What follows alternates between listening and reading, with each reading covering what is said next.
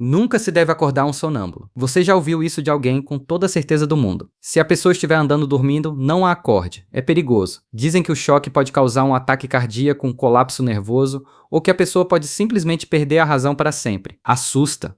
Mas é só isso, medo sem nenhuma base real. Acordar um sonâmbulo não mata ninguém. Pode confundir, pode assustar, a pessoa pode ficar desorientada por alguns segundos. E é exatamente isso que acontece, porque o sonambulismo ocorre durante o sono profundo, a fase mais densa do ciclo do sono. Quando você acorda alguém nesse estado, o cérebro está literalmente reiniciando vários sistemas ao mesmo tempo. Daí a confusão, daí o olhar perdido. Nada além disso. Então de onde vem essa ideia? De superstições antigas e do medo que sempre existiu em torno do sono. Por séculos, dormir foi tratado como um estado sagrado, quase místico, e interferir nele parecia uma violação perigosa. Não tinha nada de científico, era apenas medo do desconhecido. O perigo real do sonambulismo não está em acordar a pessoa, está em deixá-la andando por aí sem controle algum. Sonâmbulos já foram registrados saindo de casa, subindo escadas, abrindo portas, e em casos raros e bem documentados, até dirigindo carros, dormindo. É nesse momento que as pessoas se machucam. Por isso o ideal é guiar a pessoa de volta para a cama com cuidado, sem agitação.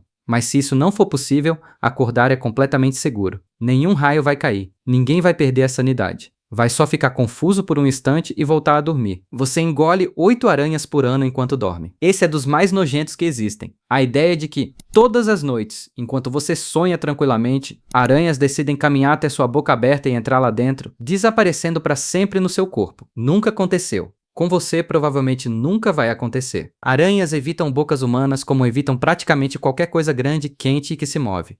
Sua boca durante o sono é úmida, vibra com a respiração, ronca e está cercada de dentes. Para uma aranha, isso é o equivalente a entrar voluntariamente numa máquina de moer. Elas sentem as vibrações da sua respiração e do seu coração através de pelos sensoriais extremamente sensíveis nas patas e a reação instintiva é fugir, não se aproximar. Então de onde surgiu o número 8? De um jornalista, em 1993, que quis provar um ponto sobre como as pessoas acreditam em qualquer dado se ele for apresentado com confiança suficiente. Ela inventou uma lista de fatos completamente falsos, incluindo esse número exato, e publicou como brincadeira. A internet pegou o número e ignorou a piada. Décadas depois, ainda é repetido como verdade científica. A probabilidade real de engolir uma aranha durante o sono, em toda uma vida, é tão baixa que estatisticamente equivale a quase zero. Você tem muito mais chance de ser atingido por um coco cair do que de uma aranha decidir visitar sua boca à noite. Pode dormir tranquilo. Literalmente. Tubarões sentem uma gota de sangue a quilômetros de distância. Toda cena de filme de tubarão usa essa ideia.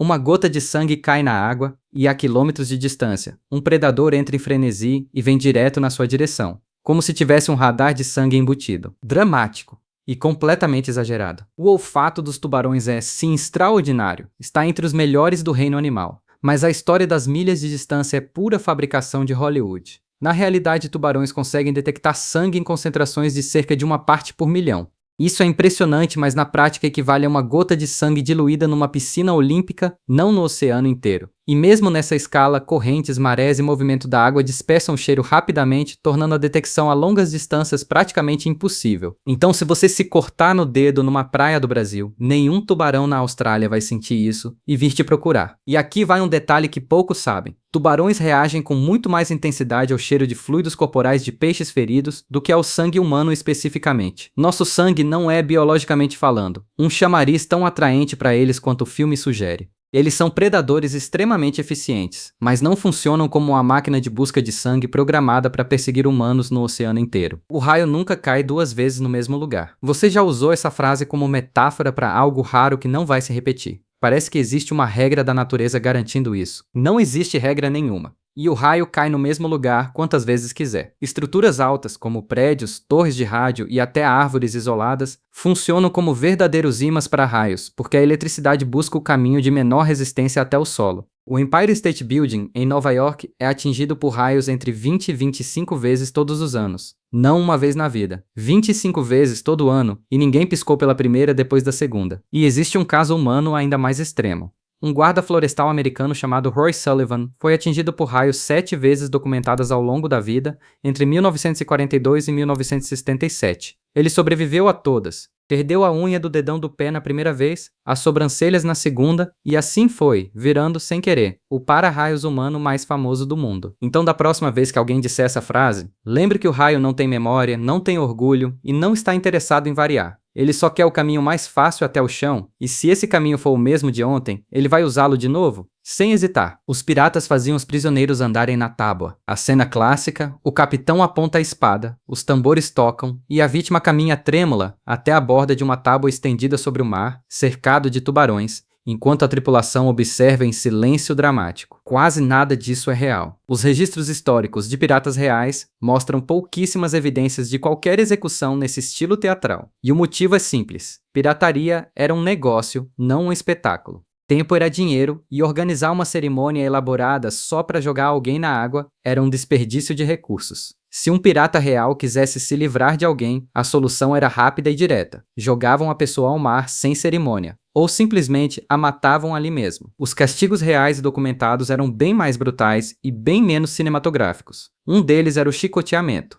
Outro, conhecido como passar pela quilha, consistia em amarrar a pessoa e arrastá-la por baixo do casco do navio, frequentemente fatal por afogamento ou pelos cracas afiadas coladas no fundo da embarcação. Abandono em ilhas desertas também era comum, prática conhecida como marooning. Andar na tábua só ganhou forma na ficção do século XIX, em romances e peças de teatro, e foi Hollywood, no século XX, que transformou isso na imagem definitiva de pirataria que todo mundo conhece hoje. A realidade era mais rápida, mais violenta e bem menos elegante. Você perde a maior parte do calor do corpo pela cabeça. Toda criança já ouviu isso de algum adulto. Coloca o gorro, senão você perde todo o calor pela cabeça. Soa científico. Parece que a cabeça é uma espécie de chaminé térmica do corpo. Não é. Essa ideia nasceu de um experimento militar americano dos anos 1950, no qual soldados em condições de frio extremo usavam equipamento completo de proteção térmica, exceto na cabeça. Resultado óbvio, a maior parte do calor perdido saía justamente pela única parte exposta.